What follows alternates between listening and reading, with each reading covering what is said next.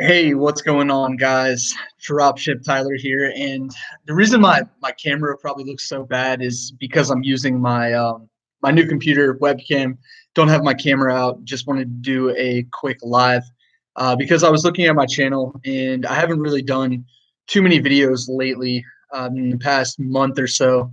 So yeah, I figured I would just give everyone a update and kind of let everyone know what I'm doing and what my plans are for the future, the next couple months, all of that.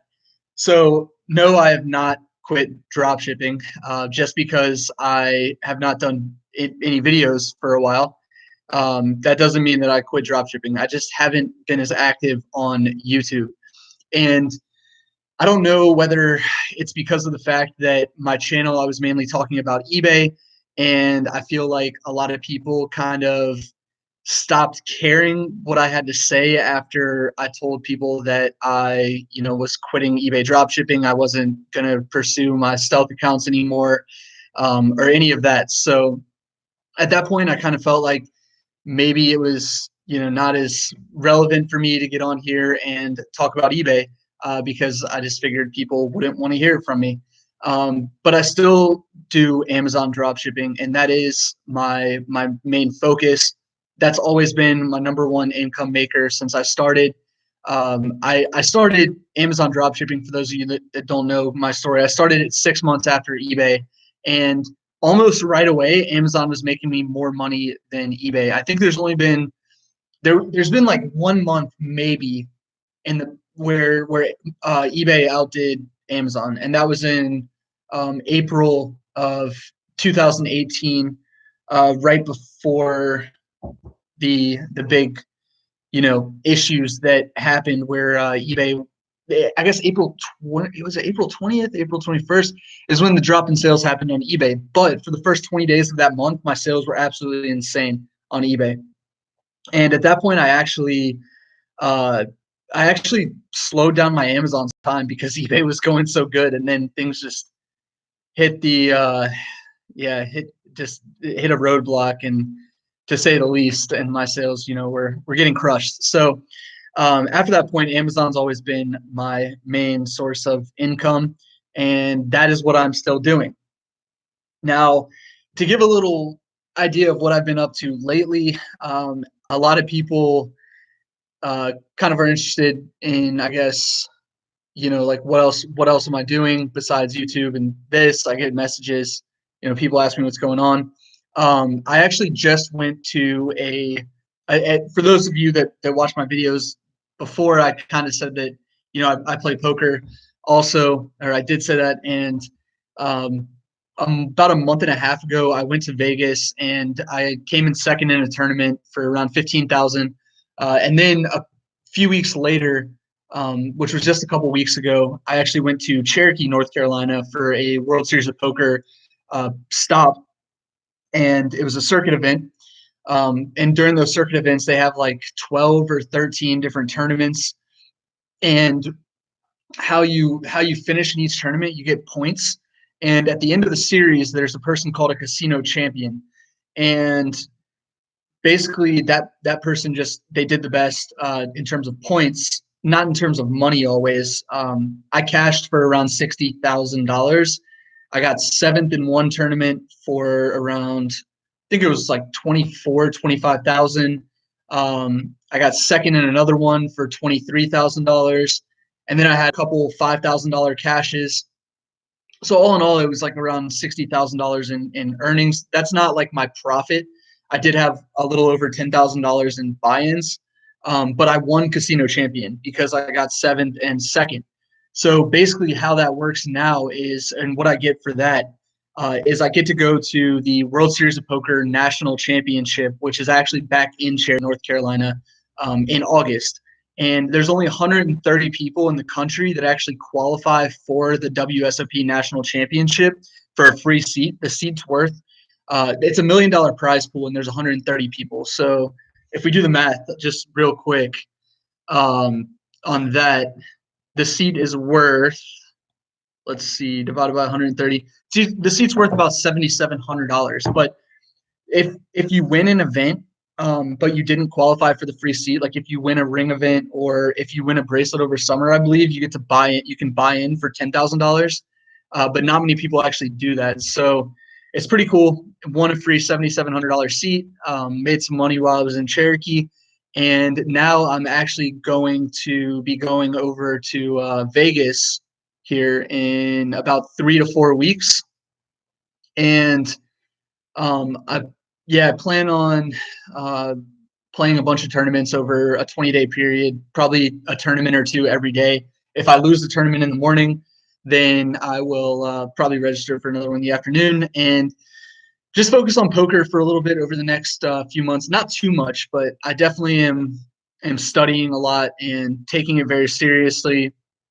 But yeah, that's kind of been my hobby. And the biggest thing for me right now, and I talk to a lot of people about this, I need to create this balance, and that's like the hardest part for me. Because I get really into stuff when I do get into it. Like with dropshipping, when I was first doing it, I was just all in all the time, spending all my time doing it. And now poker is kind of the same way, where I've spent like a lot of time on it, studying and traveling and playing over the past 2 months. And it's difficult because I need to spend 50% of my time on my business and 50% of the time on poker, because honestly, poker is more of something that is probably just going to be a hobby, like a lifelong profitable hobby, hopefully. I can't ever see myself being a professional. My brother traveled all the time. As you guys know, watch my channel. I have a dog. I have a girlfriend. I bought a house. Poker is not a lifestyle that is conducive to having a good work-life balance. Like you're either doing it all the time or you're not really doing it. But yeah, that's kind of what I've been up to, and just my future for the summer. Just trying to get prepared for that WSOP National Championship.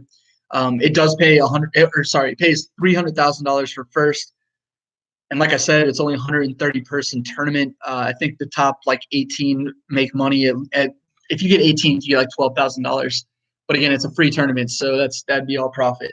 I'm really excited for that, and I'm really excited for the summer because, like I said, I'm playing really well right now, studying a lot, and all of that. But yeah, I need to find that balance, that 50-50 balance of staying focused on my business and staying focused on my other hobbies in life.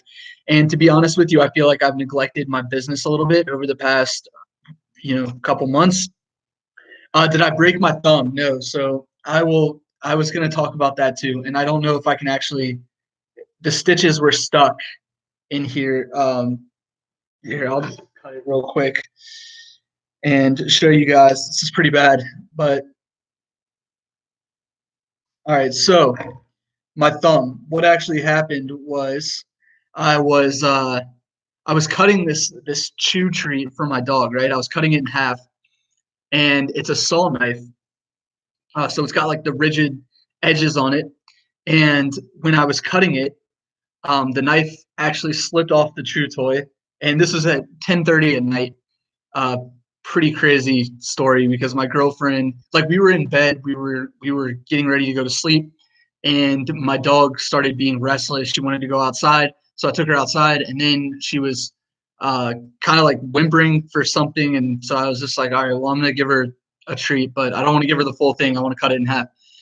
So it was like if y'all know what a bully stick is, it's like a hard chew stick that, and we bought one of these really long ones, and I was trying to cut it, and the knife slipped, and now my thumb has 3 stitches. So I had to go to the ER, and basically my girlfriend had to take me. Like as soon as it happened, I called upstairs because she was in bed sleeping. I called upstairs and I was like, Haley, we need to go to the emergency room now. Like I just got a washcloth, put some pressure on it. I didn't even really look at it, to be honest. Like when it first happened, I just immediately grabbed a paper towel and put it over it, and was just like, I knew instantly because of how it felt and kind of like how deep I could tell it went and all that. I just was like, I need to go to the ER. I need stitches. So my girlfriend, she drove me to the ER. It was around 10.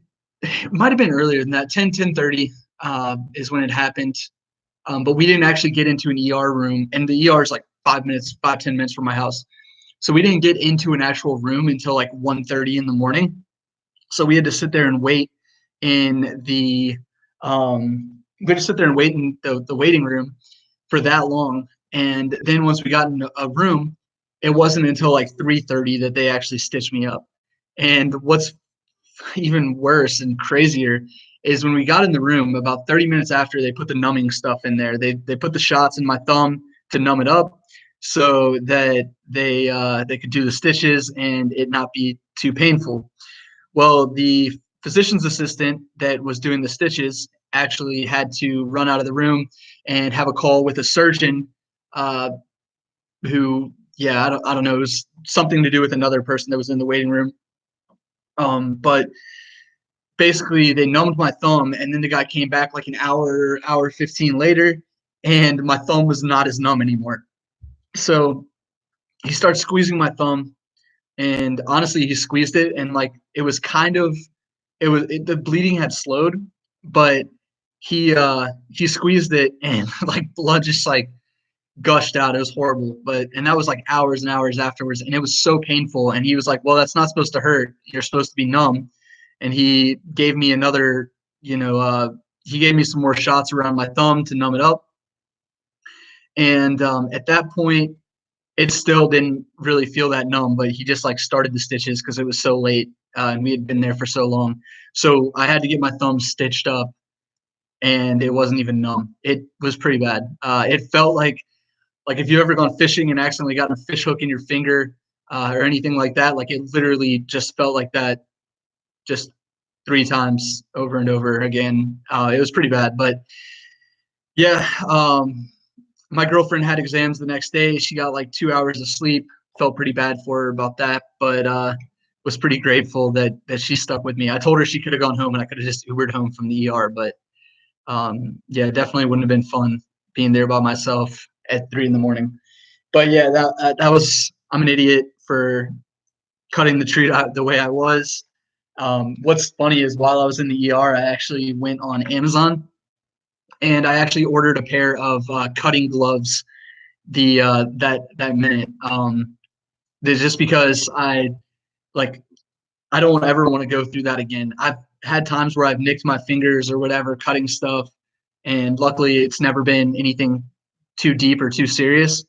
But now I think I'll just wear the cutting gloves, and apparently it can't go through the gloves, so you're not going to cut yourself. But anyway, that's a little life update, and yeah, it was my first time getting stitches and very interesting experience. But yeah, Music Mania. I am lucky I did not lose my thumb. It was like honestly, it was deep enough where like this part of my thumb was like kind of like the skin was just kind of like a flap. It was bad. Hopefully, there's no like nerve damage or anything because right now I can't feel the top of my thumb right there. But we'll see. Uh, two dude says you got cutting gloves, but you're playing professional poker against some stone cold killers. Yeah, I'm a wussy, man. What can I say? And I did think about the super glue and band-aids. I really did. And I just thought it was too deep for the super glue. I don't know. Maybe I'm wrong. But I asked the doctor while I was in there getting my stitches. I asked him, what if I didn't come get stitches? What if I just applied pressure and put band-aids on it and all that? And he was just saying, well, yeah, your fingers are actually like really forgiving, where they don't scar too much or anything like that, but you would get a worse scar and you would have a very high risk of infection for, the worse the cut is, the higher risk of infection. So yeah, so I mean, it's probably better I just went in and got stitches. And the good news is I don't have to pay or go back to get the stitches removed, because Anthony, my business partner, his dad is actually a doctor, and I hit up Anthony and was like, "Hey man, need to get these stitches removed in 10 days. Can your dad do anything?"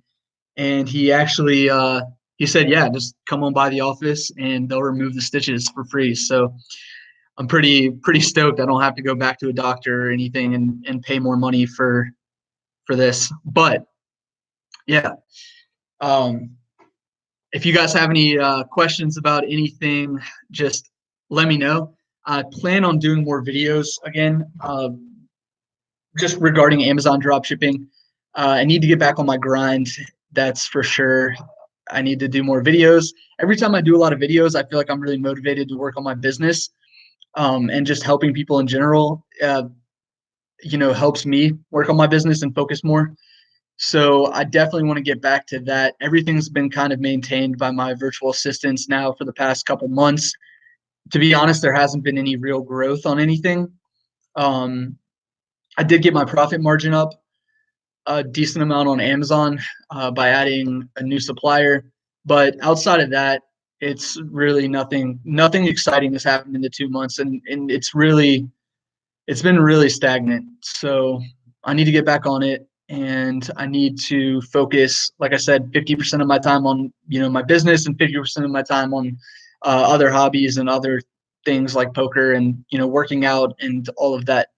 But yeah, appreciate you guys joining the live, and I look forward to seeing you guys around more when I do more of these videos. Gonna get back in my office soon and maybe set up my studio lights and get the nice camera out again and really just get back into a good routine, because like I said, I feel like I've fallen off. And in terms of giving information, I always felt like I was one of the people who was sharing the most accurate and most truthful information. And I want to be that person again in the community going forward, because there's people out there right now that I don't really trust who are making videos. And if you're getting that content only, then yeah, there needs to you need someone out there like who's not going to just bullshit you and try to sell you on courses or whatever. And as you guys know, I don't really sell my course or anything anymore. So I'm just trying to get back in the routine, get in my business, give you guys information, and help you guys. And I honestly still do feel like I can help you guys on eBay. Even though I'm not on eBay, I have 2 years of experience, over 2 years of experience on eBay selling. I know there's been seller updates, and it's getting harder to do the retail arbitrage, but it's definitely still possible. And there's a lot of people still making money out there with it. So yeah, look forward to putting out more videos and talking to you guys in the future. If you have any specific questions or comments, leave those below, and I always read those. Sometimes I answer them, but yeah, appreciate it, guys. Thanks.